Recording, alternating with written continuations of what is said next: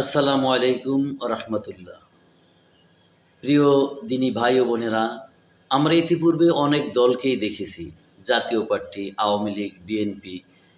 শুধু শোনাই যায় রাজনৈতিকভাবে তারা বড় দল, তারা বড় বড় লুটতরাজের সাথে জড়িত, খুন, রাহাজারি, ছিনতাই, ধর্ষণ, প্রত্যেকটা অন্যায় কাজের সাথে তারাই জড়িত।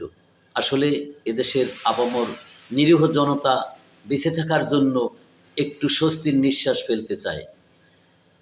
এই দেশের পক্ষে কথা বলে জীবন দিয়েছে হাদি, দেশ রক্ষাতে যারা বুক পেতে গুলে নিয়েছে আবু সাইদ মুগ্ধ, শেষ হয়নি যুদ্ধ।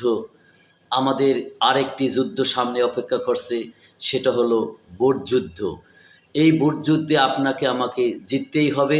ইনসাফের বাংলাদেশ গড়তে, ইসলামী ঐক্যর প্রতি সকলেই ভোট প্রদান করব।